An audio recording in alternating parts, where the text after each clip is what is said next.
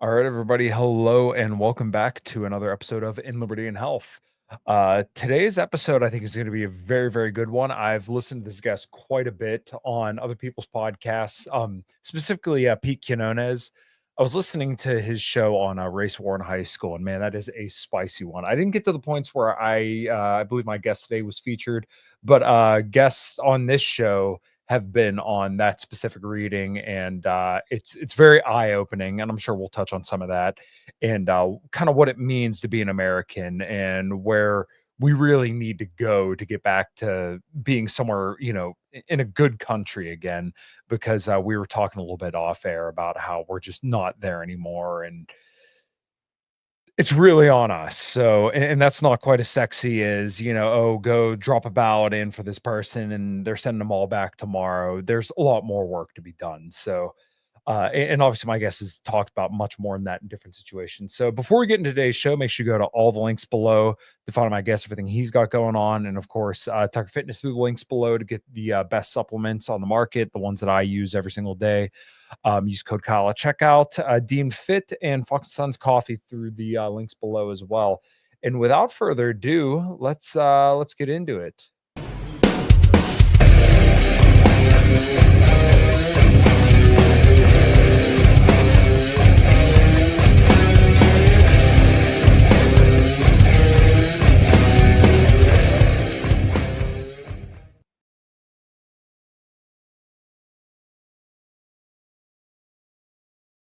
And welcoming to the show today, I have my friend Dark Enlightenment with me today. How you doing, man? Pleasure to be here. Thank you so much for having me. I have to apologize to you and to the listeners for the schedule snafu on my part, but I'm here and I'm looking forward to talking to you. I really enjoy the program. Any friend of Jose's is a friend of mine, and he got me in touch with you about a month ago, a couple months back. Said, hey, this is my buddy Kyle, check out his show. And I did, and I listened to 10, 15, 20 episodes, and I really liked the content, and I'm happy to be here. So thank you for having me. No, of course, man. And I'm trying to remember where I originally heard you on. It might have been the Old Glory Club, Jose, or Pete's show. I'm leaning more towards Pete's show, but every single episode that I've listened to you on, you've been very articulate, knowledgeable on all the issues that I really care about. And I've found that your perspective on religion, when you talk about some of this kind of stuff, even though I'm not myself religious, I just find it very, very fascinating. Every person that I know that's very deeply religious, if you would ask me 10, 15 years ago, I probably would have spouted some agnostic atheist cringe. But as I get older and, now become a father, my feelings on that have greatly changed. And now I see the most devout Christians and try to interact with them, as many of them as possible, and just try to aspire to be like them in every single way. So that's a long-winded way to say that I really appreciate everything you do, and everything I've heard from you I admire. Well, thank you very much. I think that the one, if I did, and I've been around these spaces a long, long time, almost 20 years reading and doing my own, content for 15 years, either on Twitter or different podcasts for like the last 10 or so. And I think the one thing that everyone I've ever interacted with in our thing, and I interacted with almost everybody of any kind of import at all, is a real desire to know the truth. And I sense that about you, and of course, I have to give a shout out to my dear friend Pete Quinones, who's been nothing but just the kindest, most generous guy. And I contacted him out of the blue. Was like, hey man, I heard you on this, and I really liked it. Maybe we should talk. And then he was like, who? Instead of being like, get out of here, who the hell are you? He was just open and kind, and we're regularly the once a month Thought Crime Syndicate that he and myself and Pete Quinones and our friend Charles do all together. And then, when I launched my own religion focused show, Pete was like, I needed a guest, and Pete was like, sure. He's just a wonderful guy. And I think if you have honest people who are honestly willing to question their own suppositions and be honest, then you're going to get good places and good things. And that's the common denominator is, well, wait a second, why are we spending what, 20% of the US economy is like over $2 trillion a year on healthcare, and we have the sickest, least healthy society in the history of the world. All right. Like, why are we doing that's insane. Yeah, That's there's no other word for that other than insane. yeah, we were talking about this a little bit before the show too, and it's so crazy to me that we live in America where our quality of life is still good enough that, like, you don't really have to worry about much. Like, we still have air conditioning that, like, if it messes up, we're pissed off for the entire day. And that, if our phone takes 1 minute too long to load, we want to throw the thing across the room. But, like, I don't think people really understand. It's like all this technology is readily available to us. And like you said, we have the most sick society that that has all this technology, and you would think we'd be able to kind of figure this out a little bit better. But as I kind of said in the introduction, this really is upon each individual to take care of themselves. And we were talking also off air about like health insurance and everything. And I threw out a tweet and it got so much interaction about healthcare because I'm like, okay, well, it shouldn't be that much for a healthy 30-year-old and his 28-year-old wife and then soon to be daughter to get insured. And they're like, oh, yeah, $650 a month. I'm like, we're young, we're healthy. If we were old or had pre-existing conditions, I'd get it, but like we get the worst of all worlds when it comes to healthcare in this country. Well, you, my friend, are in that terrible, terrible spot of you are a white man with a family, and, um, and a job. Your healthcare would literally be cheaper and easier to get if you were unemployed. Mhm. Right. So, and on a racial basis, right? Everyone else in America gets free healthcare, and only this is one of the things that cured me of being a libertarian about 2007 is that no one else on the market is expected to play by the free market rules except guys like you. Mhm. Well, I mean, I know that like that there'll be, gay guys that destroy themselves deliberately, right? And require tens of thousands of dollars of medication in a year. And the state will be like, oh no, we can't just let you die. We can't let you deal with the consequences of your own actions. Mhm. But well, why is Kyle's healthcare cost $800 a month for like anything that actually would be worth anything? $1,000 a month, like for you know why is Kyle's great grandpa at 30 would have been married for 8 years and had 3 kids. Right. Why is Kyle waiting till he's 30? And this is no criticism of you at all. Of course. This is a systematic problem of like, why are we delaying? Well, because everything costs too much. Well, why does everything cost too much? Well, because everybody else is breaking your leg and picking your pocket. And when you notice that, like, wait a minute, well, like I'm a white dude with blue eyes. Why is it okay for everyone to steal from me because I'm better looking than they are? Because I steal less than they do? Why is this acceptable? Well, because your ancestors were more historically more successful than theirs, and so therefore, as a like some sort of equality thing, history thing, you have to just suck up like being systematically disadvantaged in the marketplace and um, discriminated against in jobs and economically oppressed and all these other little things that add up to actually a lot. And you just have to eat it. And like, well, uh, excuse me, no, I'm not doing it. Like that's this nonsense. I'm 15 years older than you are, roughly.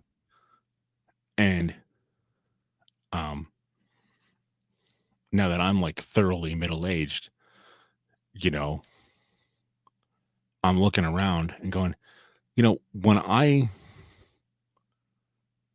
remember people my age being like serious grown up people when I was a young man and a kid. Right? I'm not young anymore. I'm thoroughly middle aged.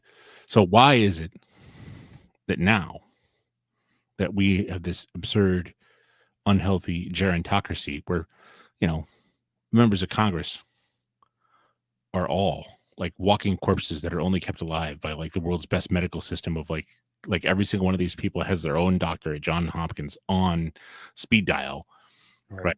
And they're just these shambolic corpses. Look at Dianne Feinstein was like in a wheelchair with without power of attorney, like her daughter taking power of attorney, and she was sitting there making votes in the U.S. Senate. Like what? Right. Mitch McConnell's literally stroking out at the podium Hmm. during a press conference, and like, what, hold on, wait a second. You know, if you've ever had the chance to travel anywhere, to somewhere where Big Ag and Monsanto and all these other places uh, don't own your congressman, right? Um, my friend uh, Andrew Isker and CJ Angle on their recent show, they said, you know, Congress is a crack whore with the credit card, like with America's credit card, and Yeah. like there's nothing you can do about stopping them from spending all the money. Hmm. You just need to like direct them into like possibly spending on it occasionally something good, but like they're not going to not spend the money. You know, the and that's the lie, right? Is like, oh, well, everyone else, right? Precious can be eating hot chips and weigh 300 pounds and still be like, well, you can't say I can't have that food because like if you won't let me have my food, you're a racist. Where my snacks? Where my snacks? It's like, well, okay, I'm a racist. You can't have the snacks, Yeah.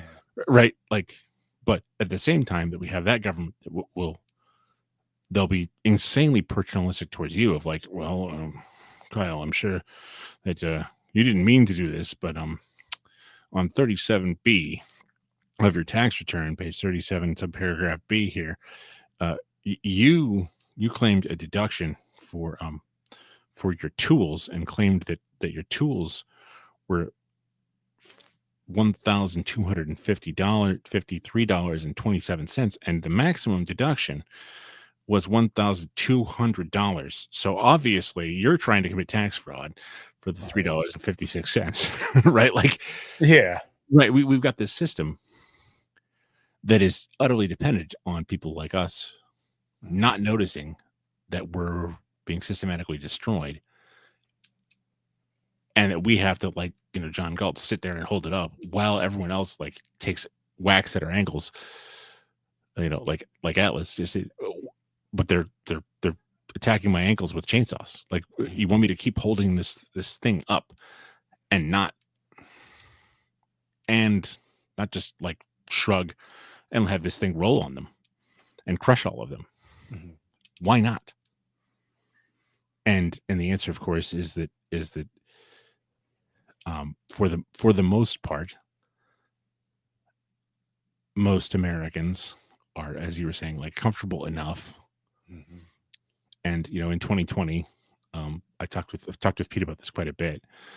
Um, 2020 is what made Pete stop being a libertarian. If you think that most people want to be free after 2020, like, I have a bridge to sell you, and like they're just not. And why? Oh, why are you? It's 5 years ago. Why are you still mad? Like, well, because very simply, like, if someone's going to roll over on you about whether or not you can buy food at the grocery store because you didn't want to,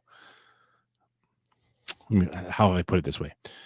Um, Kyle, if I offered you eternal life, but you had to drink a milkshake made out of dead babies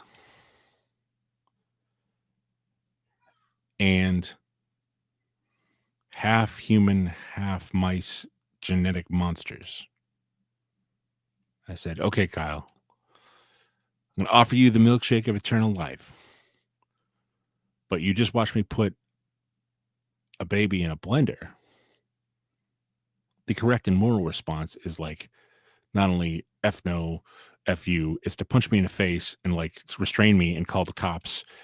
And if there are no cops, you know, Right. like, grab a shovel, right? Because you just watch this dude put a baby in a blender, Right. but the vaccine is made from chimeric mice and aborted fetal cells. Like, you're participating at remotely, but you're participating in this thing over the cold. It's like you're willing to put small children in a blender over a cold that was fixable with like an anti-parasitic that's been taken tens of millions Billions of times in times. billions of times in Africa, Mhm. basically cured river blindness, has all kinds of other, like, it's on the list of most essential human medicines, won the Nobel Prize. Mhm. You know, all this stuff, right? Like, and going outside, like, like it's literally like just sun your balls, bro. Like that's like you want Yeah. to go like you go outside, get some sunshine, get some vitamin D, get some zinc, take take these other medicines, and you'll feel Mhm. better. And the answer, right? But that doesn't make PharmaCorp whatever Mhm. trillions of dollars. Right. And when you ask yourself the question, if you occasionally, every once in a while, I'll like get home from church on Sunday morning or before I leave for church, depending on what show it is, and I'll watch like Face the Nation or you know um, Meet the Press or anything like that. Like the Sunday morning political talk shows, which I mean now are completely irrelevant because nobody cares. But when I was coming of age, that they were a thing, and I still sometimes keep the habit up. Well, and then you watch these, and every commercial is either Boeing, Raytheon, or a pharma. It's like, well, wait a second. Yes. It's like what like Joe and Jane Politico in like suburban Chicago has the spare change in their couch to afford like a Boeing 777. Like these Dreamliner things cost like $150 million a piece, right? Like I forget exactly what they cost, but they're $100 million aircraft at a minimum. No Mhm. one, no one who's actually watching this show has any money to like buy. What's the purpose of advertising, right? Is to convince people to buy your product. Like you said, hey, but buy these supplements. Well, I checked them out, right? Like, okay, $20, I can get the supplements. Like I have the $20. Mhm. Okay. But if Kyle's all of a sudden advertising, you know, Liberty and Health brought to you by Mhm. the Lockheed Martin F-35 stealth fighter, available at your local retailer for only $1.75 billion. Go down there today and Yeah, purchase you nursery. you use code Kyle and you'll get 200 grand off. Use code Kyle. You get $200,000 off. Like, of course not. What they're doing is they're buying the media, and Mhm. we're the only nation besides New Zealand that allows things like big pharma to advertise. Mhm. And of course, they bribe congressmen, and Albert Bourla, in addition to being the CEO of Pfizer, um, has other things about him that are a relevant and salient characteristic. Just like I forget the name of the gentleman, but the entire COVID operation. Mhm. Aside, Anthony Fauci was literally a front boy. Like he was. The Walensky was at, I think it's CDC. I can't remember. But like this is important, not just because like, oh, I like bashing Jews or whatever, but if someone's going to roll over on you over the cold, they will roll over you when things get really difficult, when they're hungry, when they're in danger of losing their house. When so it in a very real way did an excellent job of showing you who's really on side and Mhm. who's not. Yeah, it was such a wild time, and I'll never forget. I think I was just talking about this recently with somebody, but my wife had actually left her job, and I was working at a different dealership at the time, but I got laid off. Like, how often do mechanics get laid off? We don't, because cars are always broken. So it was very, very strange for me. It was only like 3 weeks.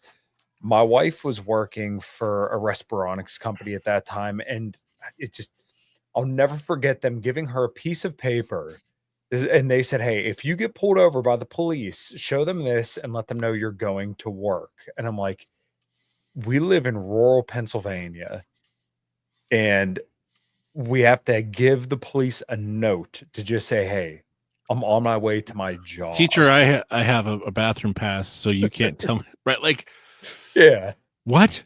And not only do we have this totalitarian government that's gonna tell you you can't like go to restaurants, go to the grocery store, go to the bathroom, go to church. The weed shop and the porn shop are open, but because they're Yeah. essential. They're essential.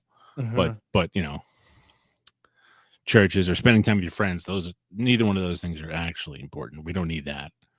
Yeah. Like, no. How about no? How about go fly a kite?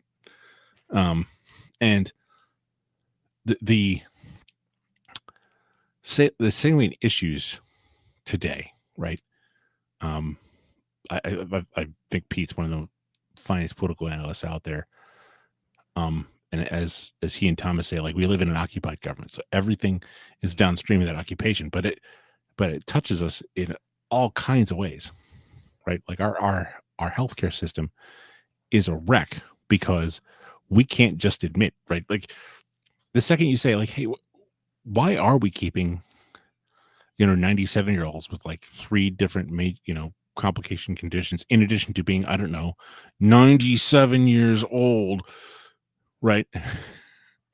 We're going to spend $100,000 to keep this person with who's 97, has diabetes, cancer, and Alzheimer's Mhm.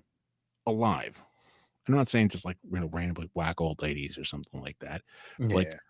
well, why? Well, because in that last 6 months of their life, half their healthcare spending over the course of their life is in that last 6 months. Right. That's not a healthcare system. Mhm. That's a racket. Right. Well, and on top of that, it's more, I've heard people call it like a sick care system, but you also have to think about it from the perspective of that person. Like if you're 97 and you have cancer, diabetes, I mean, I've carried my grandfather to his grave. I've seen cancer eat away at so many people, it would make some people's heads spin.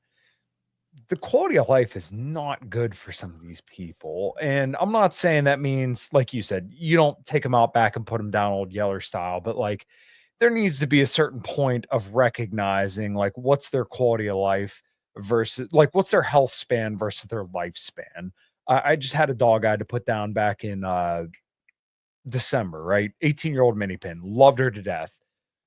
My emotions were way too high and I was way too attached to her to realize that, like, hey, by the time it was time to put her down, she squatted down and it was nothing but blood that came out. It crushed me, but in my mind, I'm like, okay, looking at it rationally now, 6 months later, I'm like, there were signs. Her quality of life had significantly declined. I mean, it was to the point I was picking her up every day and setting her down outside. She'd go piss and shit. If that's your life, there Well, needs to be a serious consideration about if this is what's best for or if this is best for you. I mean, you're talking about health, Right. okay? And right, greedy old people who want to live forever are going to bankrupt the United States of America. Mhm. That's a line from the late great Kathy Shadow, who died of cancer, who lived in Canada. And boomers are on their way out. The median boomers are from 46 to 64. So this year is half the boomers are turning 70 or 70 and older, right? So Mhm. and we want to pretend, right, that you can just be healthy at any age. It's like, no, no, no, no. The Bible's pretty clear. Like 3 score and 10 of the years of a man, 4 score if he is very strong. Like you live till you're 70 or 80, and then your body gives out. That's just the way things go. Now, do we want to just like randomly kill a bunch of old people or kill disabled people or anything like that? No, that's all monstrous. I'm not saying any of that. Mhm. What I'm saying is healthcare is not paper. You have to train doctors and produce stuff, and it costs time and money and effort and inputs, and you can't just like magic it up out of thin air. And so there's not an infinite amount of it. Are you gonna spend it on someone who's 97 and has Alzheimer's and cancer and diabetes? Mhm. Or are you gonna like spend what healthcare dollars you have on like, a 10-year-old kid who's got stage one, cancer, and be like, okay, well, I can save the 10-year-old who's going to then go on and live a happy, productive life, or I can spend the time on this 97-year-old, and because we live in because of who's in charge of our society, because of the occupied government, right?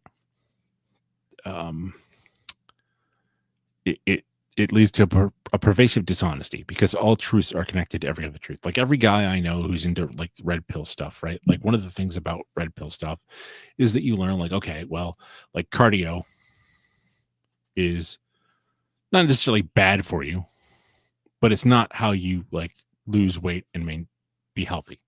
Right. Right. You learn you lose weight and be healthy by lifting heavy objects off the ground. Yeah, cardio is a tool. It's not a staple. Yeah. Right. Like it's a good thing to have. Like when you've got to run, you got to be able to run or swim or whatever. That's. But in terms of maintaining like a healthy skeletal system, healthy joints, healthy muscles, like that and losing weight, you do that by like not eating crap and lifting heavy stuff. And what all truths, Hans von Balthasar, the 20th century Catholic theologian, said that truth is symphonic. So if you've ever listened to like a real, like Beethoven's Ninth Symphony, for instance, just to pick the example that everyone knows, right? You take out the strings and you isolate the strings and they sound, and then you put it back in like, oh, they just fit, right? Every truth is connected to every other true thing. Well, when you live in a society where all the important stuff, right, is lies, right? Like we officially have to lie about everything actually important. So if you graduated high school in say 2015-ish, 2012, roughly. I think 14 because I failed a year. All right. Well, I mean, you're a mechanic. Yeah. You're probably more interested in wrenching on cars than doing algebra. That's right. That's another one of those things, right? Like instead of saying like, hey, like there's this guy, he's bright, he's motivated, he would rather, tear down an engine than like sit through AP 19th century English verse. Yeah. Like, why don't we just let him wrench on the engine and not waste his time with like, but what's your thought on Emily Bronte, Kyle? Like, I don't like, okay, so we lie about the educational system. And in 2014, right, Barack Obama was still president. There was still, there was a whole, but the original Black Lives Matter movement was the thing. And, we're supposed to lie. Like, wait a minute. Well, okay. Is this population, do they have an average IQ of 85? Yes or no? Yes. Okay, they do. All right. Are they more prone to violence than everyone else? Yes, they are. Like 1 in 20 of them is a murderer. Like 1 in 20 black men is a murderer. That's astonishing, right? Like, and I don't have all the evil hate facts off the top of my head, right? But like, in the UK right now, they just did a study or just did a finding. Pakistani men were not just like as likely as white guys to sexually abuse young women in the horrible grooming scandal they've had over there. It's 38 times more likely. So like, okay, as a guy with a wife and daughters, and you have a wife and a daughter, like you would actually supposed to be caring about that sort of thing, right? Like, so if you're going to lie to everybody about something as basic as like, and you talked about the race one high school that I was lucky enough to participate in with Pete, right? If you're going to lie, it's something that basic of like, you can go to school with these people or they can go to school and it's actually profitable when in fact it's not. Right. It's a gigantic waste of time and trillions of dollars, and everything in American life, as the great James Kirkpatrick from Vidier says, like everything in American life is about earning enough money to get away from the consequences of the civil rights movement. He is a great follow. He's awesome. He is. And think about it, right? Like, well, why does America, right? Like, why is, Iran, we're talking a little bit of, and this is how this is all connected. Okay, listeners, Mm. Iran shuts down the Straits of Hormuz. 40% of the world's crude oil goes through there. Um, Conservatively estimates that it would drive American gas prices up to $8 a gallon. That destroys the entire American middle class and possibly the upper middle class. Mhm. Why? Well, because everyone has to drive. Why? Because instead of living as your great grandparents did in a walkable neighborhood that was ethnically homogenous, you had to move out to a suburb after 1948 or 1967 when there was a race riot in Philadelphia or Pittsburgh or wherever Mm. your family was from. You know, people that could have been Barack Obama's son or cousin or nephew burned it down, and your family left. So here's Barack Obama instead, because he knows all this. This is when I first got into this stuff 15 years ago as me, right? I was out there like, well, we got to tell people the truth, and this is hidden information. Look, no, they all know. Mhm. Barack Obama knows everything I know. He's not stupid. I mean, he's evil, but he's not stupid. I mean, Kamala Harris is probably stupid, but people around who are I don't knowledgeable. think her husband's stupid, but No, no, no, no, evil, no, no. yes. Oh, very evil, right? Yeah. Like, and I'm not saying like I don't want you to be out of, but why does every American, my co-host on my religious show, Mm. um, had some car trouble recently, and it was gonna be like 5,000, like like every American just to live is forced to buy a piece of capital equipment that costs at a minimum anymore new $20,000. Yeah, well, as a GM tech, you don't get nothing for $20,000. I remember at the last dealership I worked at, we used to joke, $1,000 gets you nowhere, and I have all these bulbs flipping off as you're, talking about how it really is true what, James said, that essentially we are basically trying to pay to escape the consequences of the Civil Rights Act. Like, I drive 50 miles round trip per day to get to a good job because I know around here where I live, it's not the best area, but definitely not the worst area. Where I live in town is nicer, but, like, the dealership that I could go work to, that I could walk to from here, wouldn't pay me anything, so I have to commute pretty damn far to go get paid what I get paid to live a half decent lifestyle. And yeah, if I'd want to go work around here, just wouldn't be able to. I wouldn't be able to afford it. This also kind of ties back to an earlier point about having like walkable lifestyles. A lot of Europe is like that. And really, when you look at like people's overall Well, caloric consumption since the 70s and then the amount of activity they do, or the amount of food that we intake ever since the 70s up until now is we eat, I think it's on average like 1,400 more calories per day. And we drive everywhere. We get Uber Eats to our houses, and right. then we Well, work way less active jobs. Yeah, okay. yes, of course. Well, and in a city, and was normative in Europe until fairly recently, and now they're increasingly driving a bunch more because they imported diversity. Well, actually, Barbara Lerner-Specter and her ethnic cohorts imported diversity into Europe. But think about this.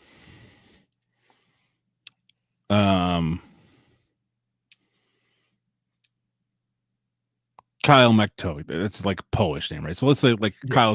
Kyle's in the old country, and uh, Kyle lives in Warsaw,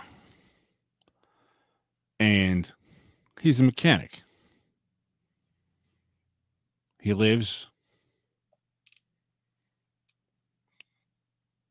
5 blocks away in an apartment flat with his wife and his 2 kids. He's 30 years old because he got married at 24 because he lived with his mom until he was 24, met his wife. Then they got a cheap apartment in down, not too far from Kyle's, the shop where Kyle works as a mechanic. And he, well, this is the way it used to be. It's increasingly less this way in Poland and there are problems, but let's just hypothetically entertain the idea. Okay. You keep all your tools at the shop because it's secure because no one's going to steal. Why would you steal from your local mechanic? That Right. means he can't fix your car, dummy, right? Like, not only is he your wife's cousin, which would make, you know, family barbecues awkward, but like he's the guy who fixes your car. Why would you steal from him? Mhm. So you walk the 5 blocks. You get up, you have a cup of coffee, you go to work from 7:15 to 7:45 because you're taking your time. You read the paper, listen to your morning podcast, whatever it is. You walk to work. You walk the half mile to work. You put in your 4 hours. It's noon. You walk home. It's another half mile walking. You have lunch at home with your wife and kids. This is very common in Germany and other places in Europe where you just go home for lunch. Why would you spend money at a restaurant or drive through someplace? That's crazy. Mhm. Costs more. Why wouldn't you just walk home? Well, okay. You get a solid natty meal with no right. In Europe they actually have food standards, so you can't just like Right. put industrial waste products into the food and pretend it's like Mhm. nutrition, right? And they're like, no, the food has to have food in it, right? How hard would that be, Congress? Like, just pass the food has to be food law, and you can't, you can't be like, what are we gonna do with all this fluoride? I know it's better for people's teeth. Like, no, you just got to find a way to get rid of it. I don't know. Like, Yeah. that's why you got all the money from the aluminum, right? Okay, separate issue. Mhm. But then you eat your normal meal, right? That your wife shop for you the day, like it's all fresh because your wife either got it that day or the day before, maybe 2 days at the most, right? And then you walk back to the office. So you're at a mile and a half walking, Mhm. in addition to your work, and then you walk home at 5:30 or 6:15, and you eat a real meal at home. So you walk 2 miles going to and from work. Yep. So did all of your coworkers. You're eating real food. You're not eating anything with seed oils that's been, ultra processed and got the weird GMO wheat. Right. There's no Norman Borlaug dwarf wheat that, is going to end the world, whatever. Right. How much, and I'm just now like a Jose El Nino, our mutual friend, introduced me to your program like 6 months ago or 6 weeks ago or so. So I'm working my way through the back catalog. I find that I can only do a couple episodes at a time before I get too annoyed. Like, not any content of yours. Like, you're doing a great job, but like I Thank you. just get like I get the whole like, oh, it makes me so mad. I hate like. Yeah, eventually you just gotta, like, turn on some music and then get back to it. I completely get it. Yeah, no, I gotta find another subject to get annoyed about because right, but and there's actually a really good books out there if people are interested in this sort of thing. Walkable City and Walkable City Rules, Mm. from urban planners talking about just how much healthcare money we would save if everyone walked 2 miles a day. Well, like, okay, inherently everybody walks 2 miles a day. Every so you're burning calories, you're getting exercise, Mm. you're healthier, your healthcare costs are lower, Yep. you're eating real food. So there's that not that like persistent inflammation problem that is just a problem all Americans have, where everyone's inflamed all the time because we're constantly eating stuff like this not actually food, like these industrial lubricants that were being passed off as food, right? Like, yeah, and regardless of how this turns out, right? Like, I do what I do because I'm helping. I hope I'm doing this. My goal is I want you out there in listener land to be ready for whatever's next, because Mhm. this is the house of cards. That's, there's a breeze, and it's on a rickety table, and there's a fat kid jumping up and down, like, like, pick your thing that's going to make this whole system fall apart. But to use the 97-year-old lady with Alzheimer's and cancer and diabetes all at the same time, right? Like, that's our healthcare system. Alright. there isn't going to be a healthcare. I'm in my mid 40s, right? There isn't going to be a healthcare system when I'm 70, other than like, I don't know, eat right and get some exercise. Mhm. There's not going to be a Medicare system. It's just not going to exist. Like, it's going to be a gigantic smoking crater of fiscal ruin and like sick people. Right. It, and to get back to what we talked about at the very, very beginning of the conversation, right? The only people that pay for anything are the people that have been systematically discriminated against in the economy. It's like, well, hey, when you systematically discriminated against, white guys with families, you tend to have less of them. And then they don't do things like get a job. Like if I was a 22-year-old guy right now, is there anything in the world better than being with, a wife who loves you, who's, in reasonably good shape and attractive, and and having some kids? Like, no, nothing in the world better than that. Right.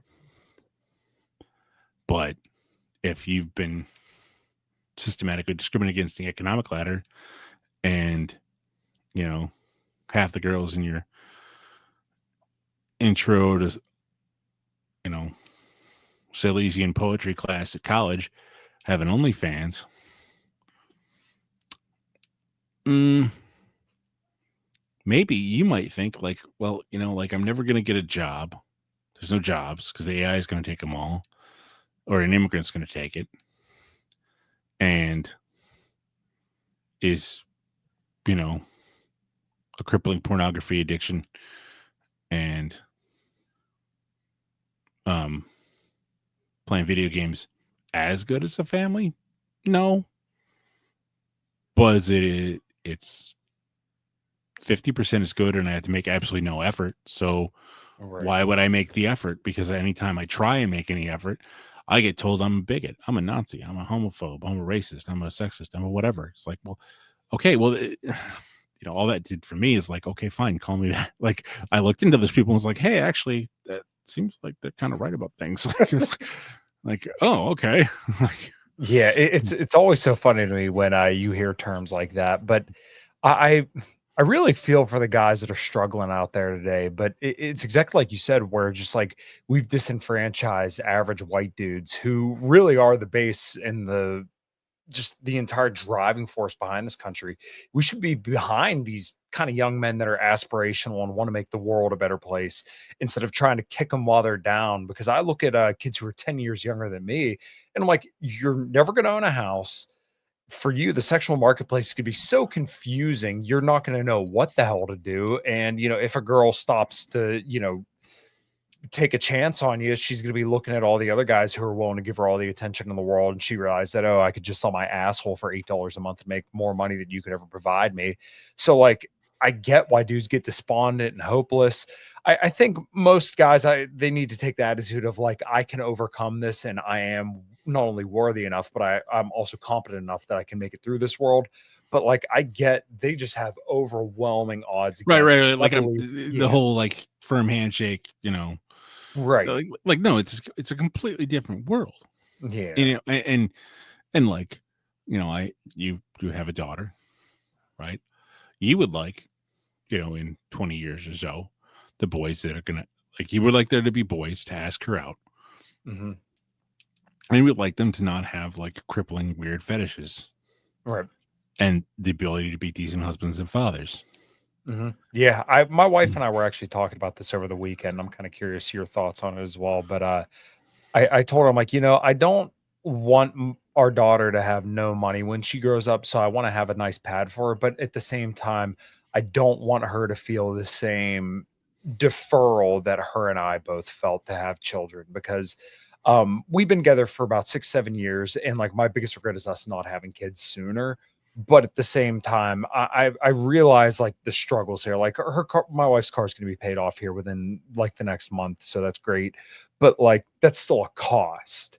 And then on top of that, I would want, my daughter to have enough money that she can do whatever she wants. Let's say she does go to college, okay, whatever. But like my biggest aspiration for her would to be a desirable woman for a good man, and that I would appreciate that man as my son-in-law to, for them to get married and then have a family that I'll be, a grandfather to. That's the ideal situation. And then, her to have money to fall back on, that basically like, hey, I want to be a stay-at-home mom. So I'm going to use this money that my parents gave to me. Instead of going to college, I'm just going to be the best mother and best wife that I could possibly be. Like that to me is like the highest goal in my mind. And I understand my daughter's going to have her own desires, wants, and wishes. I No, have but, no well, control. Yeah, okay, but how much of those desires, wants, and wishes are socially conditioned by media? exactly. Right. And I have the advantage of when I was a very young man, I made the conscious decision to be a religious fanatic. Mm, I said, I'm going to believe this and I'm going to believe it hard. And in, amongst Catholics and traditionalist Catholics, especially, contraception is, it's forbidden. It's not acceptable inside the church's teaching. But unless you consciously choose that for yourself, if you're not raised in it, if you don't know it, you don't know, right? So I got married and we had kids right away. mhm. And we both knew that, I found another girl who was a religious fanatic, and that's what we deliberately set out to. And they've been very, it's been difficult, and and Barack Obama hating guys like us, really like right after I got married, my wife was pregnant, like, like, oh geez, great. Uh was working in an industry that he targeted, and like had a lost a job, and like, the things, right? You're cutting down at the roots all the people that should be, buying houses, and took me till I was in my mid-30s to get on the Stockholm property. country. Yeah, like it took me forever to get on the property ladder, and it was only through God's grace and good luck that I was able to do that. And then right after I did, like the influx of Californians came in, and all of a sudden my house that was, a nice modest, you know, 3-2 in a rural Catholic area, all of a sudden, like, all these California plates started showing up, and the house that was, $180,000 was now, which was affordable for me at the time, and I got on, like, but now it's, like 500 grand, because like all these Californians moved in after COVID. Like if I had waited a year to buy my house, I would be 46 years old and still renting. And no woman wants to, like, they, for good reasons, right? They want Yeah. to, have a place that's their own, but before they're comfortable having kids, and they got to be secure, and that's just the way life is. All right. So ask yourself the question, like, is this a Kyle's bad decision,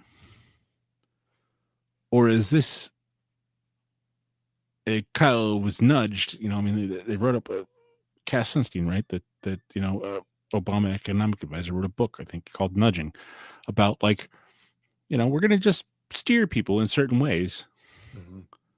and you're not, like, you're going to, like, the church is going to be infiltrated, full of, apostate homosexuals in funny hats, and they're going to sit there, and every Sunday morning you're going to, like, sit there with your uncomfortable polyester suit. You're going to be told, well, be nice, Kyle. Not like, hey, this is serious, this is important, this has consequences. You're going to be told pablum. And then, like, is it any wonder when you're like 14, you're like, man, this is bullshit, I'm leaving. And then, because your parents haven't been taught anything real, they're like, oh, well, okay, honey, if that's what you want to do, that's fine. Mhm. And then you're not given the tools you need to, like understand that, like, oh, hey, like, when you get married, you have to have kids, because, like, women's fertility starts crashing when they're 27. Mhm. Now you can extend that by having kids. So I know women who's had kids in their 50s, but they had a bunch of kids, from 25 to 45, right? Like, they had like 6, 7, 8, 9 kids. And then, baby number 10 came when she was 51. Well, because her reproductive system is, like, 20 years younger than, than, than her biological age, because she had 10 kids from, age 22 to 52. Right. And that's another thing, like we lie to women about, like, okay, well, oh, well, Angelina Jolie had a kid in her 50s. Like, no, she bought a kid from freaking Romania. or something like that. Like she had her picture taken with a baby, like, this Hollywood actress who, is like probably sacrificed babies to Moloch to look that good. um, you know, totally 100% believe that. But like, like whatever happened, this person, this is not little Susie Homemaker who, has a job in human resources at, XYZ Corp in, Kansas, that's able to do this thing where she has, the perfect baby at 46 after meeting, her Brad Pitt, right? Like this is not what happens for most women. Okay. And when we lie to them through feminism and all these other, and frankly, Jewish control of media and the narrative and whatever else, then they're told, well, you have all the time in the world. No, you don't. No, you do not. You do not have all the time in the world. You have roughly from 15 to 40. Do I think women should be having babies at 15? No, I do not. No, I do not want my daughters to be, making me a grandpa at age 15. Like that's not a desirable outcome for all kinds of reasons. But that's the time frame you're looking at, roughly, maybe 15 to 45, so 30 years at the absolute max. Well, like I said earlier, like this truth is a symphony. So the second you start pulling on any one particular thread of the sweater, well, wait a minute, they're lying to me about everything health related. They're lying to me about men and women. They're lying to me about racial matters. They're lying to me about who's actually in charge of our society, who's actually occupying the government. Like, well, the U.S. Senator from Texas just said, like, hey, I'm not actually an American senator. He went on the biggest conservative news program in America and said, my goal isn't like to make Texas a wonderful place or to make Texans prosperous or to help Texans or to no, he said, I wanted to be Israel's number one guy in Congress. Well, then who owns Congress? Right. It's not Americans. Mm. Why are we getting, I did a little looking today just as a thought exercise before the program, right? The first Persian Empire existed verifiably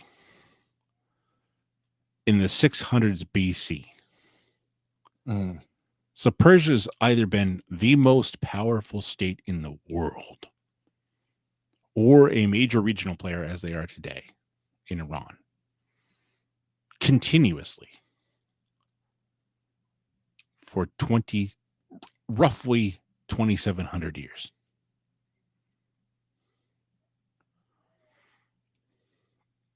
They're the people that gave us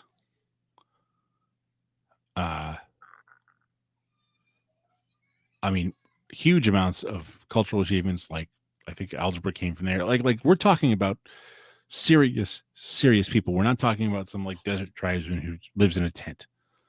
Okay. And after the abject failure of like 2 decades of war, and it was my friends who went, and I tried. I think so. Like it was people I know who went, ran into the colors after 9/11 and signed up. And what did we get? Well, I can tell you what I got. I got a dead cousin who came back with an opiate problem from service injuries. And I got a relative who's still traumatized by the fact that they found him with an OD. And I got, because I'm a Scots-Irish hillbilly, just like you. And, or, like a lot of people in your neck of the woods in Pennsylvania. Mm-hmm. Right? Pure Appalachian hillbilly. Different part of Appalachia where my family's from, but still just right. But okay, so a bunch of rednecks got sent off to Iraq and Afghanistan, and they got a lot of guys my age with bad backs, bad knees because they spent their 20s, carrying 150 pounds through the Hindu Kush or jumping out of airplanes or fast roping out of helicopters. Okay, well, what do we get?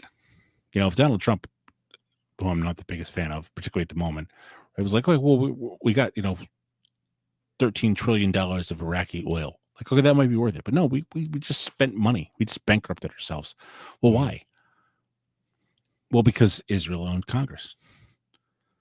And the clean breakdown says, oh, hey, look at all these coherent Middle Eastern Arab societies or Muslim societies that we want to destroy because a coherent, powerful Islamic society is a threat to Israel. So we'll destroy, what do they say, 6 countries in 5 years?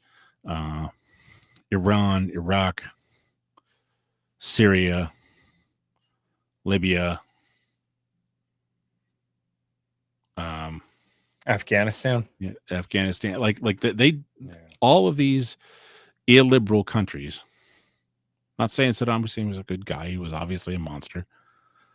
But he was look at the history of Iraq in the 20th century. I was looking that up yesterday. Mm-hmm. You know, the British had a mandate there after World War I to follow the Ottoman Turks, and there were there was kings, there was republics, there was coups. It was just a nonstop disaster, bloodbath, intrigue, CIA, internal coherence problems, mess for the entirety of its history, and still to this day, right? Like you've got the Kurds in the north with the oil on Mosul, and you've got the majority Shia population and the Sunni and the Christians, and the Christians all got driven out. So wait a second, why did the United States, right, an ostensibly Christian nation, go to these countries and destroy the Christian community in Iraq, the Christian community in Syria, the Christian community in Lebanon, the Christian community in Gaza, the Christian community in the West Bank? Mm-hmm. Why are all of those Christian communities substantially weakened after we supposedly went on this crusade to go fix the Middle East? Well, because it wasn't for us, it was for Jews, it was for Israel. And they want us weaker, they want us dumber, they want us unhealthy, they don't want us to, and the COVID operation was entirely, again, Anthony Fauci was a front goy. Like, he was the one token goy, and then Albert Bourla and the names all escape me now, but Russell Lewinsky and all these other people that were actually in charge of CDC and the big pharma companies are all Jews. And our foreign policies run by Jews, and Douglas McGregor and others, God bless them, are starting to talk about this as an honest thing. But to go back to what you mentioned about that Race War in High School series, all of the all of the teachers in the teachers union that ran New York City, that destroyed our ability to have a real education and honest and decent schooling for our kids. So we have to drive 50 miles a day, and those are all Jews. Mm-hmm. So until you're willing to honestly address the issue of who's in charge and what are they doing, Rahm Emanuel was Barack Obama's chief of staff. His brother, Ari Emanuel, is this Hollywood super agent that the TV show on HBO is based off of him. Their dad was an Irgun terrorist. If your dad was in Al-Qaeda, do you think you'd be the chief of staff to the White House? Right? No. You wouldn't be trusted at all. Right. You wouldn't be trusted at all because wait, your dad's a terrorist. It'd follow you everywhere. Mm. And of course it was Pete's doing this wonderful series on 200 Years Together with the Nobel Prize winning author and genius Alexander Solzhenitsyn, right? Well, the entire Bolshevik revolution, the entire revolution in Russia was Jewish. Mm. The Bolsheviks are all Jewish. All the people who took over American academia are Jewish. So, call me whatever you want, but can we at least be honest about these things? Right. And if you're going to call me a name, at least prove me wrong. Right. The one other area that I've never been quite so clear on, because I agree with all of that, and I don't hear anything I disagree with at all. It's very interesting that how subversive this specific group of people is for me. Not just for me, but I mean for Americans as a whole, because you know, when you hear Netanyahu talk about how they want to treat the Palestinians, right? We want to ethnically cleanse them from Gaza, and then the rest of the world's going to have to take them up. And it's like, wait. Why can this one group have closed borders and a society that they Well, want a to see? fascist Yeah, ethno state with a wall and right, autarky and free healthcare that we pay for. right. Mm-hmm. But like, well, okay, because they're the exception. Well, why? Why are they the exception? Because they're the ones in charge, right? Mm-hmm. Well, they're the only ones that could have this ethno state and everything else. Yeah, I Yeah. mean, well, because they don't care about hypocrisy, and they're literal psychopaths. Mm-hmm. You know, Pete's got this wonderful series, Israel, the Psychopathic Nation. They're literally a bunch of psychopaths. They're a criminal gang, Mm-hmm. and until you're dealing with that, the reality of that, you're just not dealing with the actual problem. Right. It's it's like when someone comes to you with a car that's not working and you pop the hood and the timing belt snapped and the engine blew a rod and you're like, holy, how did you even get it in here? Well, you know, I mean, I just had good energy, so it got to the garage. But I really think that there's a major problem with like the flying sheet of the car. Can you take a look at like the right air vent and like maybe adjust that and then maybe adjust the energy so that the car is a more positive place to be? And you're like, what? No, dude, like you blew a rod. Yeah. Right? Like the you have a V6 and you had a V6 and now you have a V5, okay? And it's not designed to be a V5, and so Right. everything is going to work badly when you have right. You threw a rod and like it went through your oil pan, man. I don't know what you want me to do other than like totally tear this down and rebuild it. But until you address the fact, right, that this is the problem, you're just never going to get anywhere. Right. So like, oh, I think I got a flat tire. Like, no. You have this other problem here. That's the actual problem. So, where did the concept of open borders come from in America? Oh, Because absolutely. How much time you got? No, and there are people who know far more about this than I do. sure. But basically, including Pete. But basically, in 1924, there was a Jewish New York congressman named Emanuel Seller that Mhm, and the United States had just had a massive influx from the 1870s to 1924 with the 1924 Immigration Act. They're like, nope, the golden door is closed. Like we are assimilating this huge population of mhm, immigrants, and if we're going to let people in, it's not going to be according to the ethnic balance of if America's 1% Hungarian, then 1% of the people we let in are going to be Hungarians. We're not changing anything. mhm. And Emmanuel Seller, I think probably out of massive animus against Europeans, but also, um, he worked for 40 years until 1965, the Hart-Celler Act, right? And then, of course, they had a front going in, and Teddy Kennedy, who lied, I mean, just lied and said, this will not change the ethnic makeup of the United States of America. Mhm. And 15 years later, uh, California's not even Californian anymore. Right. Right. And you might not think it's a big deal, but it's a huge deal. So I make the point in the presentation or in the Race War High School series, like in 1954, when Brown v. Board came down, okay, they said, this is going to work out. Okay, so a child born that year would have been, if you just assume 14 years as a high school freshman. Okay. A child born in the year Brown v. Board got settled was a freshman in 1968. And you read about what happened in 1968 in, in Raceborn High School, and they were setting teachers on fire and sexually assaulting fellow students. So, like, Right. whatever you said in Brown v. Ford is wrong, because this kid right here, this black guy, is the result of your policy, and it's not working. Well, in 1965, they said this is going to work. Land of opportunity. Sorry. That's all right.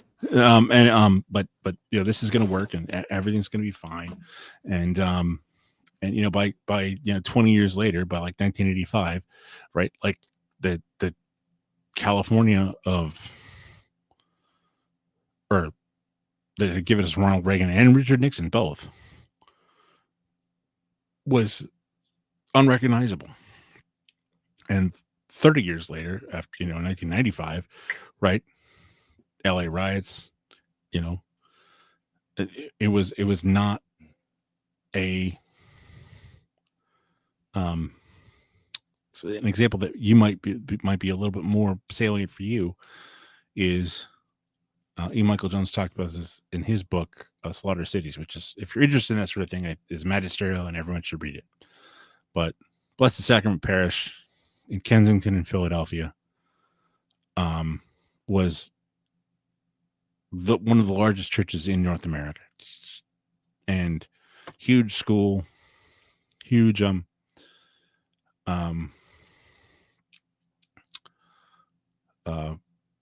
vocations, huge the source of political power, because they basically had their own. There were so many people who lived in the neighborhood that they basically had their own state representative. Mm-hmm. And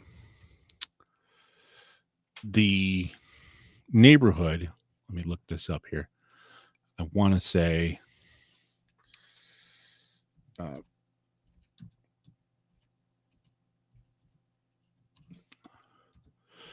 Bill Cosby came from Philadelphia, and he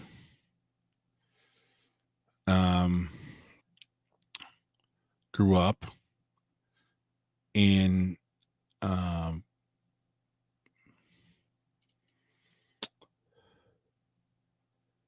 a project that was basically replaced Blessed Sacrament Parish. Mm-hmm. And so did Walter Williams, the black conservative economist and occasional Rush Limbaugh fill-in host. Well, is, the Cosby Kids and a reasonably decent, conservative black economist worth the destruction of Blessed Sacrament Parish and all of the attendant, the massive, all the rapes, all the murders, all the robberies, all the filth, all the trash, that came from the projects? I don't think so. And so when that 1965 Immigration Pact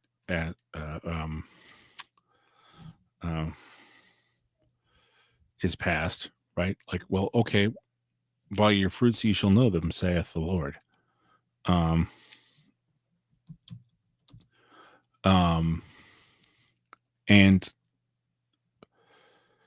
what has been the result is California, the Brian Wilson, the genius behind the Beach Boys, and that California, like, I wish they all could be California girls, right? I can't sing it all. Here's this, the greatest singer ever, right? The greatest harmonies ever. Like, but is it that sun surf blondes fun place now, or is it like a shithole with people living in tents and human feces on the street? Right. It's a shithole. Yeah, Richard Allen's housing projects, right? The Richard Allen homes. And so, wait a minute, like, why, if this immigration has made it so that, and California tried to save itself and under Governor Pete Wilson in the '90s with Prop 187, and stop giving free public school education and free food and free housing to all these children of illegal immigrants, and of course, the Jewish judge struck it down. Right, the state of Arizona tried to pass a law saying, hey, like, and it's going to bankrupt the state of Arizona. They don't have any money. If they're having to spend billions of dollars every year on hospitals for illegal immigrants, right? And of course, when you go to the hospital, right, your forthcoming daughter, right, if something happens, God forbid, and you have to go to the hospital, like ER, I guarantee you, even in rural Pennsylvania, there will be illegal Mexicans or illegal Guatemalans or illegal El Salvadorans, illegal somebody using the hospital that you pay for through your taxes and through that, $800 a month in healthcare that you're paying for. Yeah. Using that for, they got a cold or something else. And, well, wait a second. That's not how this is supposed to work. I think they were supposed to come here and become Americans and be productive citizens. It's like, well, they're not Americans. They're not productive citizens. They send billions of dollars or trillions of dollars home every year. They undercut my wages. They'll be like, hey man, I'll work on your car for like a 12-pack of Modelo and like $50. I'm like, well, okay, but how are you supposed to tell? Like, no, dumbass, we're supposed to collectivize and cartelize so that like we get higher wages. Well, they don't have any solidarity with you as a mechanic. They're like, oh, well, I can undercut this white guy, so I'm going to do it. Right. And they don't do as good a job, and they do shoddy work, and then they'll put, they get a car that's barely running, running on the road, and then it's dangerous, and they don't have insurance, and then when they blow a tire or they they have some sort of mechanical failure because they're too cheap to actually properly maintain their vehicles, right? It makes your trip on the road more dangerous. Who wants to be on the road with someone who's, driving 80 miles an hour down the highway, and then all of a sudden a wheel falls off, and like which is what'll happen, right? This is the sort of thing that happens when you have people who don't. I'm sure you've seen it with work, right? Well,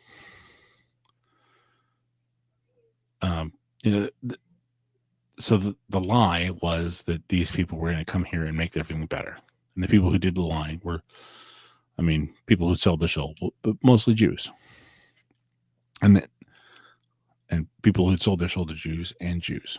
That's who did the lying and telling you that mass immigration was going to be this wonderful, cornucopia of like the food will be better and everything will work better. And no, this is not true.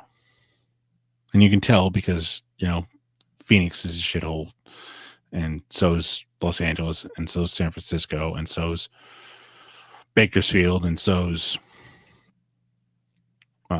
San Antonio, and so is every city that's been invaded by Mexicans.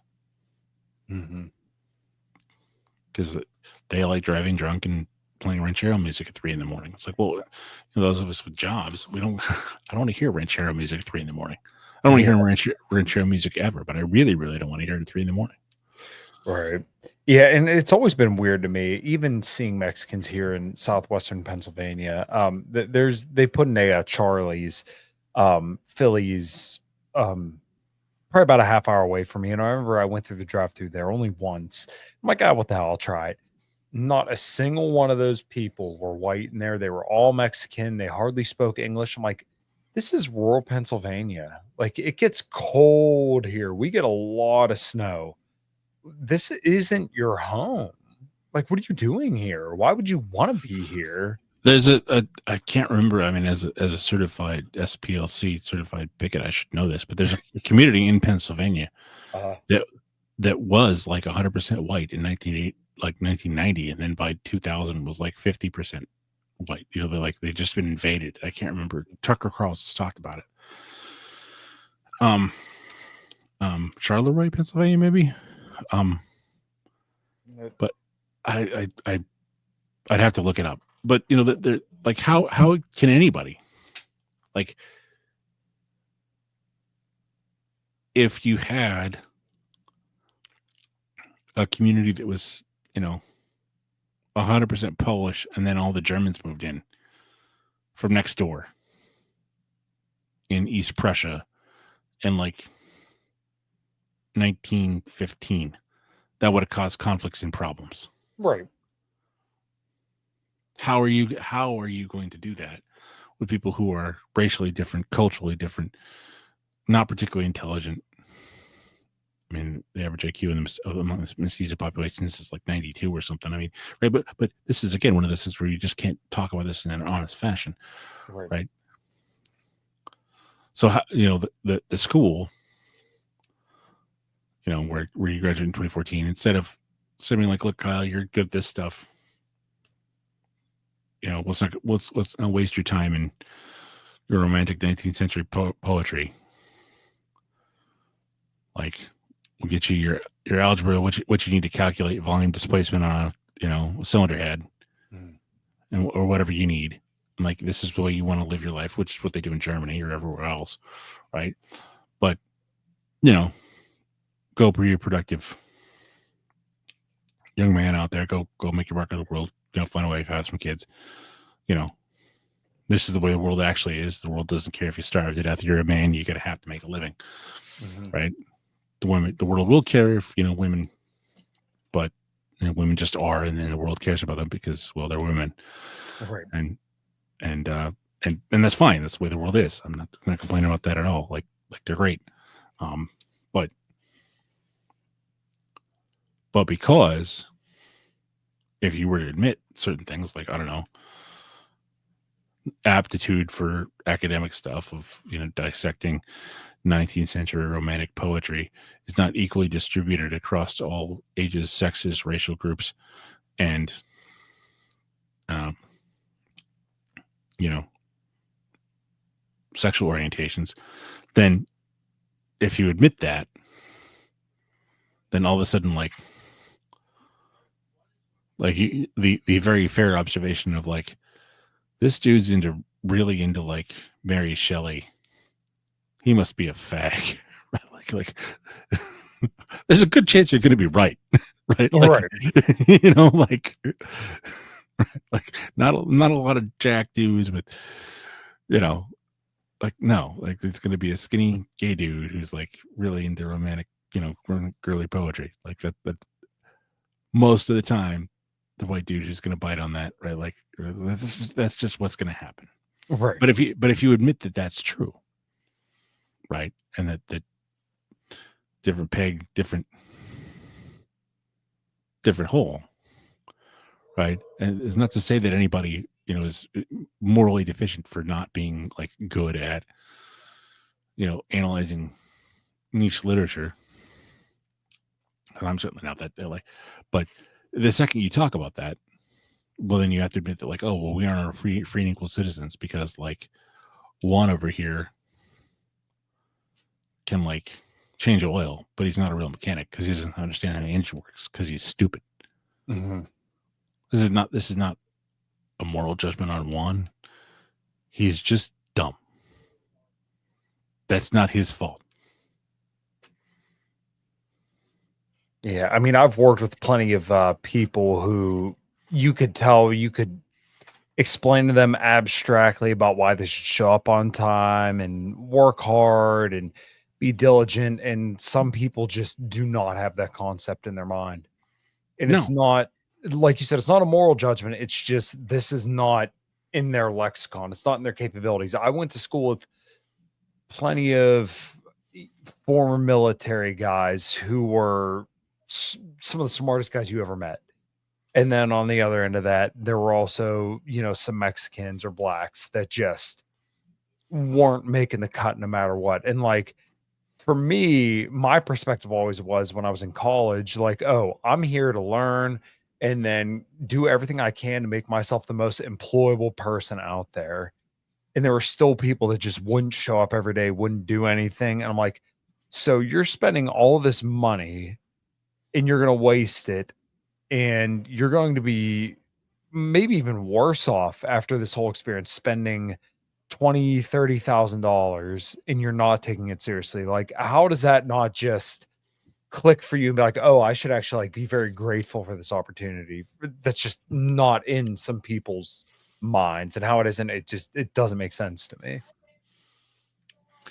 Right. Well, but you have a future time orientation, whereas this guy's just like, well, I was told to go to class, so I guess I took the class because, like, but okay, but I was told to take the jab, so I took the jab because I was told that, like, okay, that's fine. If you're a peasant who's just interested in beer and football, like, okay, like I understand being just interested in beer and football and boobs. Like, beer and football and boobs are all great. I'm a fan, you know. Yeah. But if you're a peasant, you don't get to tell me what to do. I get to tell you what to do. Right. Oh, well, you're an arrogant prick. Well, yeah, I am an arrogant prick, but also, I earned it. but I earned it by telling the truth for hundreds and hundreds of hours on, over 10 years on, every program on the dissident right. That's how I earned my stripes. Is like I could say for a fact, like, no, I was willing to talk about this issue that you're not willing to talk about. Honestly, I was willing to lose my job over COVID, and you weren't. I was willing to fight lockdowns, and you weren't. I insisted on going to church during lockdowns, even though you would. I insisted on telling the truth about JQ before the war with Iran started, before World War III, so that we would actually. So I would talk about Zelensky and the Jewish coup in Ukraine, and the fact that the whole thing is Victoria Nuland's ass mad about pogrom from 1648, 375 years ago, right? Literally 375 years ago, she's still mad about a pogrom from 1648. So that's why we have to go to war with the Russian. And well, okay, well, if you don't know what the Himalayan uprising was or is, right? And I tell you this is the problem, and I can point to it, and then you're like, well, that's just your opinion. Like, no, you're not in a position to tell me. And this is I think the problem too many people on our side of the fence have is that we treat everyone like they're free and equal citizens. And like for the most part, everyone I've ever interacted with has a show.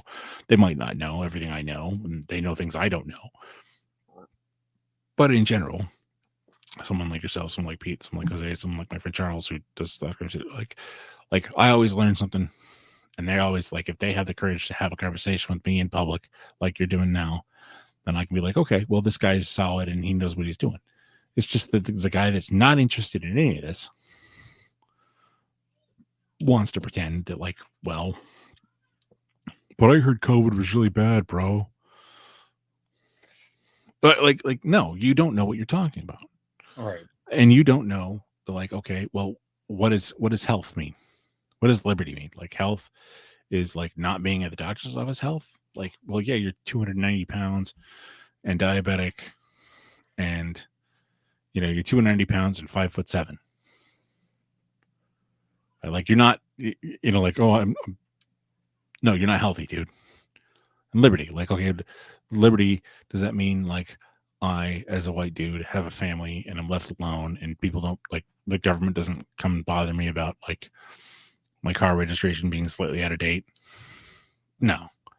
Right? Like, liberty for a lot of these people means like, well, I should be able to like smoke as much weed as I want, dude. Like, no, that's not liberty, dude. You're just a pothead and a moron. Stop it. Yeah, it was so interesting for me to kind of come to the Twitter world and the more online politics of libertarians.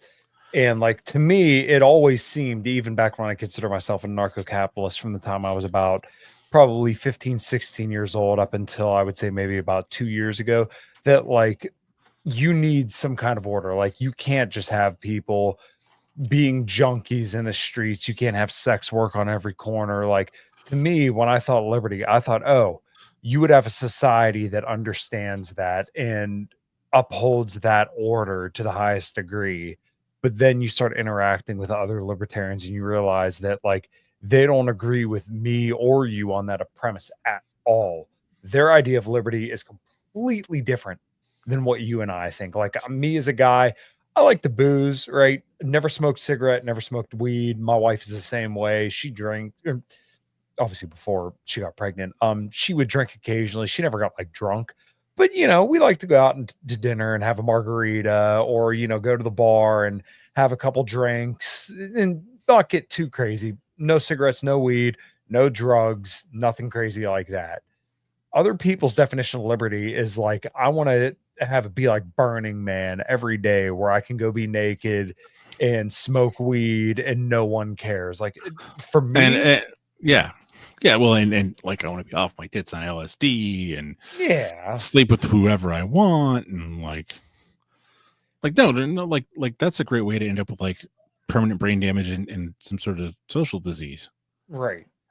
Yeah, like And in my mind, I remember when my wife and I were down in Ocean City last year.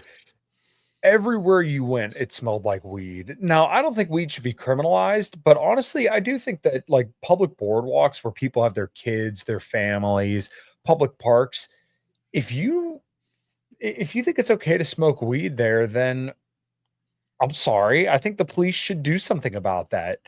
I'm not no, saying they should go up and shoot you, but I'm saying, like, if you light a it, joint on the middle of the boardwalk, you have to put that out or else I'm putting you in prison. well, if you don't know how to act right, you need to be taught. And if that Right. requires like sharp jab in the kidney with a nightstick, or just being told put it out, I don't really care which. But you need to be told to act like an adult. Like, Right. dude, I've never smoked weed either. But like, if you want to like at the end of the day in private spark up, okay. Right.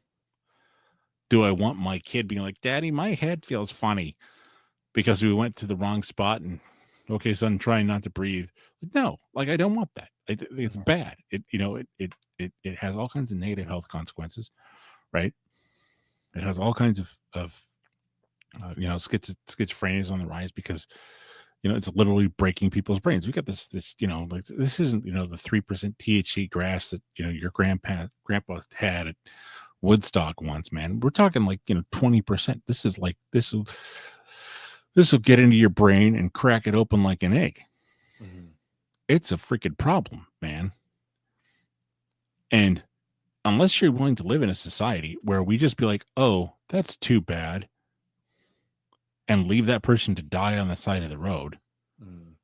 right? Because they're responsible. They're the one who decided, like, little Johnny, who was 15, was told weed was cool Mhm. and was, prone to it.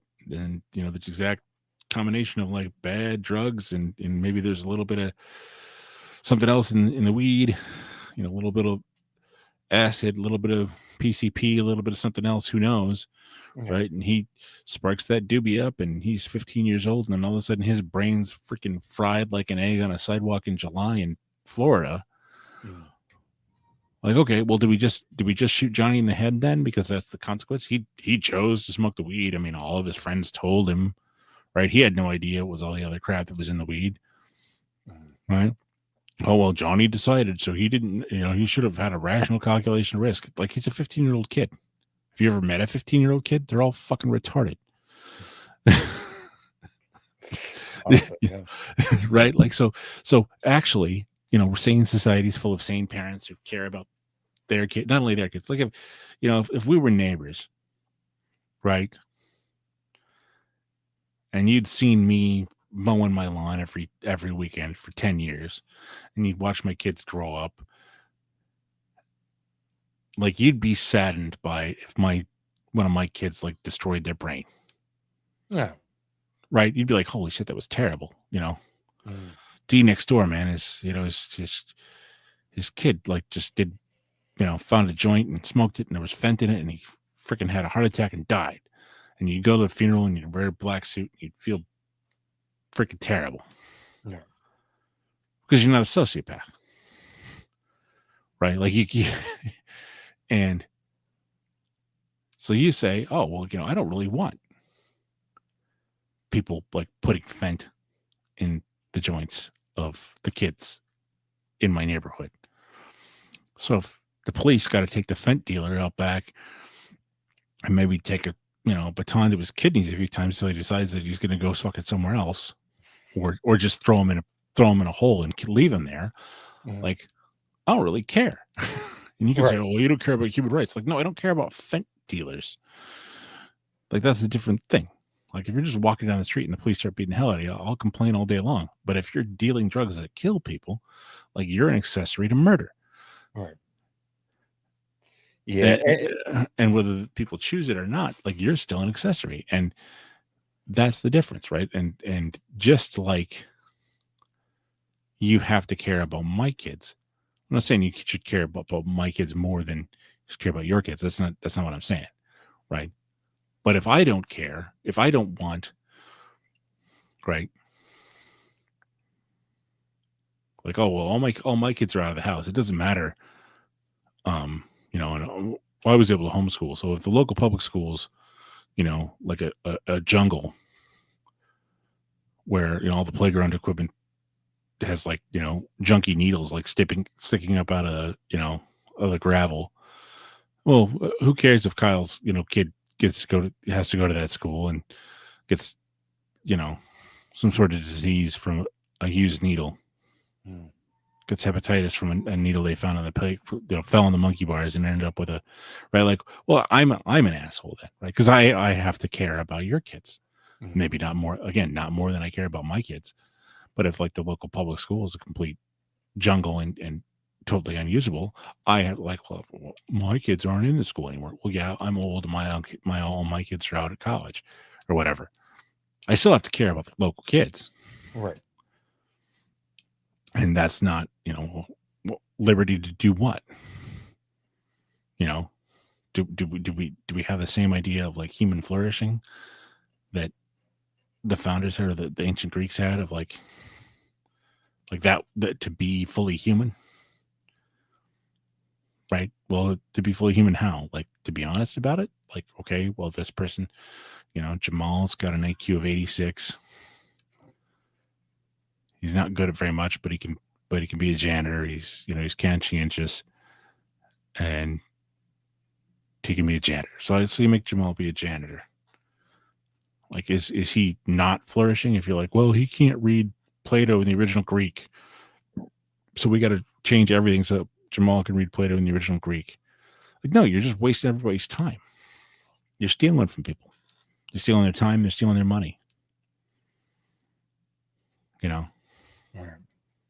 And until you're willing to be honest about any of this stuff, right? You can't solve anything, right? AA, America's one great spiritual contribution to the world, is like the first step is admitting you have a problem. So why is it that American cities are unlivable? Why is it, despite spending trillions of dollars every year on healthcare, we have a fat, sick, depressed, alienated population with no friends and no families and no, like, why is that? And the second you tug at any one of those sweater strings, right, like, eventually you're going to come to this conclusion, like, well, that's because we live in an occupied society with an occupied government where Americans aren't the ones making the decisions. Mm-hmm. And until you address that honestly and forthrightly, and I'm not saying like gas the kikes 1480, like I don't, I'm not saying that, but until you say like, no, like, you're just a Jew and you can't be in charge of anything. Like Albert Bourla, you're a Jew, you can't be in charge of a public health company because your people have proven over and over and over and over again that you don't have the there's publicly held companies, partially a public company to promote the public, and like, you put the interests of your own group and the detriment of society at large ahead of the interests of the interests of the public. So you can't be in charge of anything. Well, that's bigotry. Well, yeah, okay, so what? Right. So is reality. Reality is bigoted, Yeah. right? And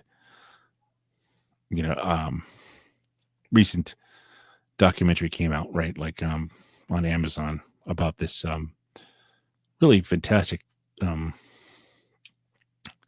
Kipagego is a Kenyan woman runner, and she wants to be the first woman to break the 4 minute mile. Well, since Bannister did it in England in like the 60s, right? Like 150 men or whatever have run a 4 minute mile, right? And no woman has ever run it. That's cooking, by the way. In Yeah, case yeah, anybody was unsure, that is really moving.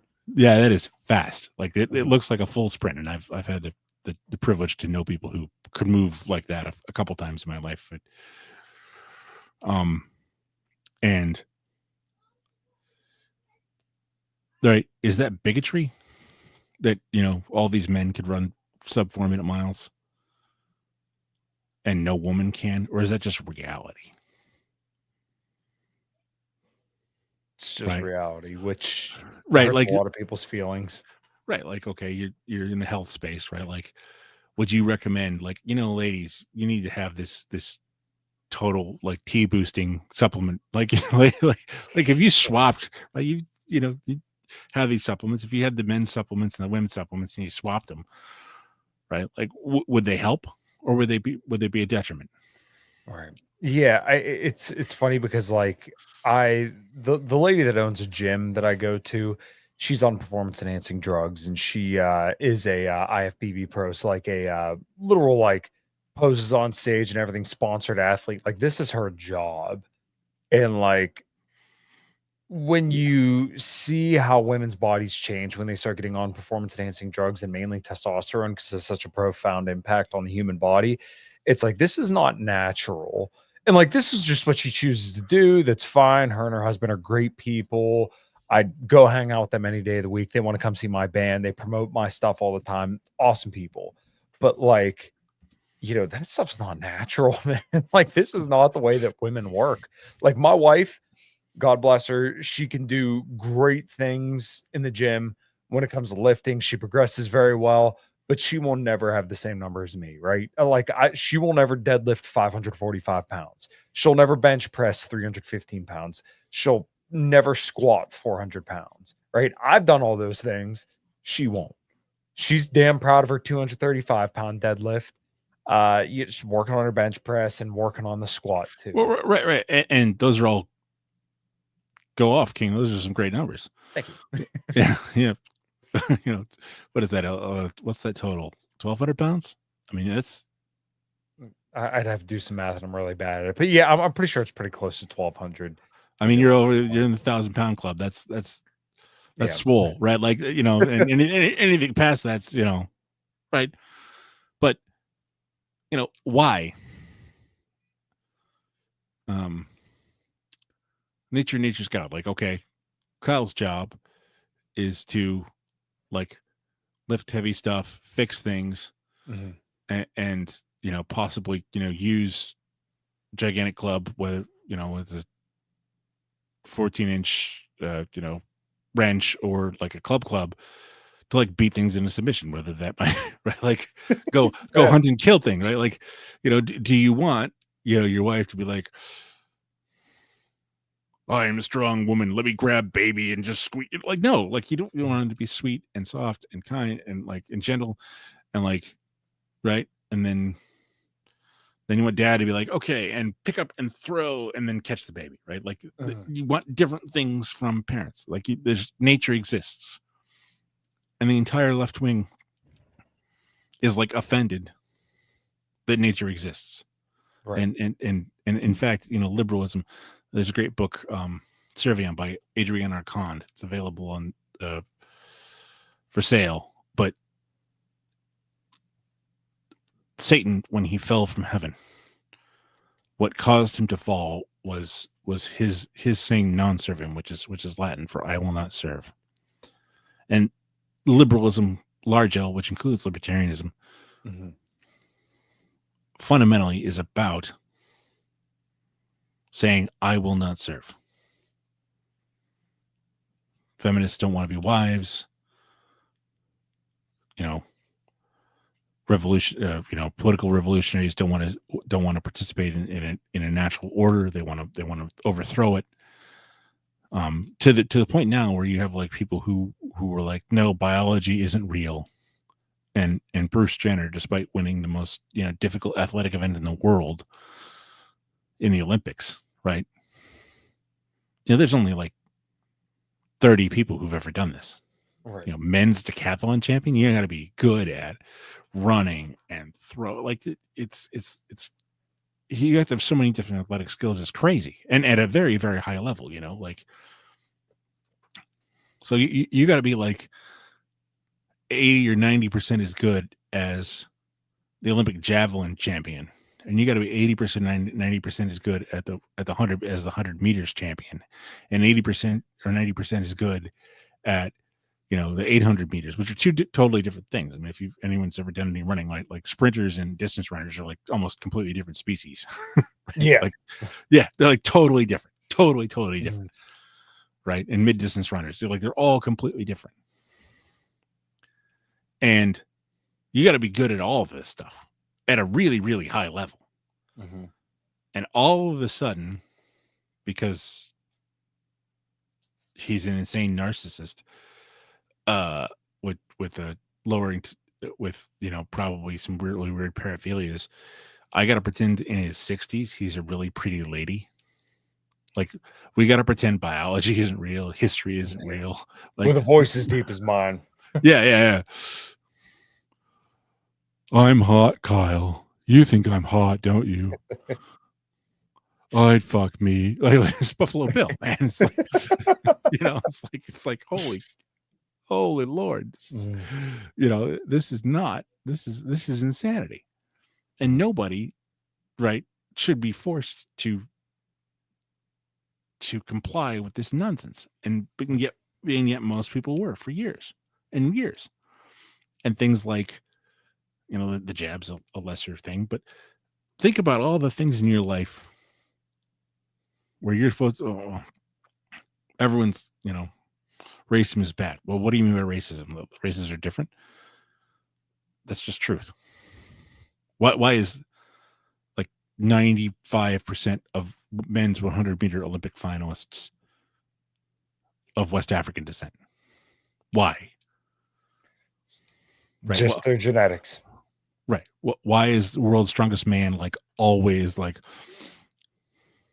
Thorsen from Denmark and Ole Svensson from Norway and Hans, like Hans from Germany and like other like some Scottish dude, because like North Sea guys are just big strong dudes. Like that's like why are all these North Sea guys who are like between 6'2", 6'3", and like 6'6" or 6'7" and big as barrels, like they're the guys who are competing in World's Strongest Man? Because that's the body type, like really big, really wide, really strong, right? And you're a reasonably in good shape guy with some impressive numbers, but like Eddie Hall's going to blow you out of the water just because Eddie Hall's fucking Eddie Hall. Yeah, I heard somebody put it this way once. It was Sal DiStefano from the Mind Pump podcast. I remember him saying, "You see Ronnie Coleman, right?"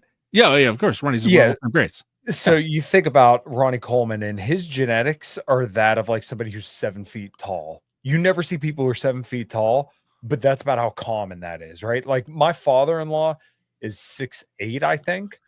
There ain't that many 6'8" motherfuckers walking around. So yeah. The likelihood you pull that straw to be Ronnie Coleman, Jay Cutler, anybody, Fuad Abiad, whatever, your chance of getting those Gen X are like that small. Like I've been working out consistently for well over a decade, and like I'm not nothing, but I just look like I work out. You wouldn't be able to tell that I could lift multi-100 pounds, but I don't look like Ronnie fucking Coleman, and I never will, just because that's not in my genetic deck of cards. It's just not. Right. Would everyone love to have, the quad fathers quads? Of course. But like, it's just not, it's not in the cards for most people. Yeah. But being honest about it, and this is one of those things where I think that I'm hopeful. and you see this all the time in the exercise space, Mhm. right? Either the weight went up or you didn't, right? Yeah, There's metrics, it's very objective. right? There's metrics and reality of like, okay, if you're a tall, skinny guy with long arms, right? The short guy, the power manlet is going to just have an easier time getting that clean and jerk up because his arms aren't as long. He doesn't have doesn't have to throw the weight as far, Mhm. right? It's just reality. Getting under the bar and squatting is going to be easier for him. So that's what's going on. And the more you just acknowledge reality, deal with reality, and accept it, the happier you'll be because you're not going to spend all this time, lying about stuff. Mhm.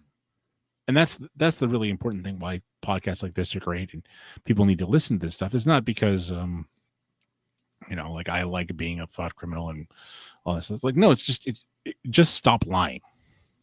That's the salient issue. Just stop lying. And until people are willing or able to do that, you're gonna end up in the ditch somewhere. Because until you're willing to be like, okay, well, the Jews control American foreign policy, and so now we're on the verge of World War III in two places, both Ukraine and in Iran, because we can't just be like, no, that's okay, Jews. We don't feel like fighting your ethnic fights for you.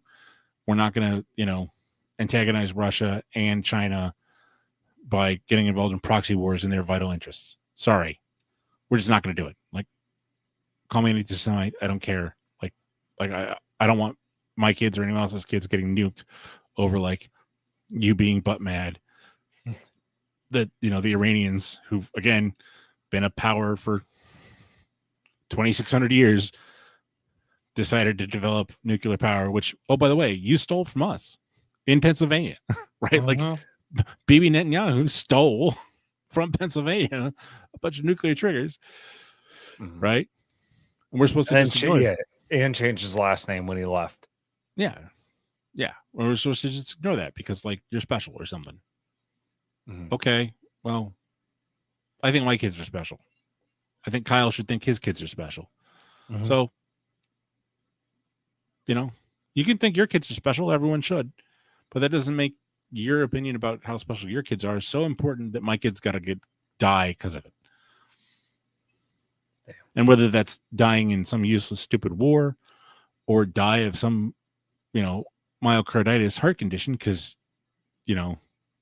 we got to test these mRNA vaccines or sterilants or whatever the fuck they were on my kids because they can't go to school otherwise. Well, uh, fuck you. Right? Like, right? Oh, Albert Bourla needs more money. He's already got more money than I've ever seen in my entire life. Why do I gotta like submit to all this other nonsense? Right. And no, go fly a kite. Well, we're coming up on about 2 hours, D. I figured this conversation would go something like how it did, which was just absolutely fantastic, and, your wealth of knowledge, you're very, very easy to talk to, so, we'll definitely have to do one again. Why don't you Well, let the people. Yeah, thank you good. so much for having me, man. I really, really appreciate it. I enjoy the program. Um, I can be found on my Telegram channel. I have um a religious focus show, traditional Catholicism and right wing politics, fundamental principle that's around and available on Substack, and I can be found on once a month on Pete Kinorna's Thought Crime Syndicate and elsewhere. Just uh, when people ask me, I tend to come on the show. So I want to thank you very much, Kyle, for having me on, and appreciate it.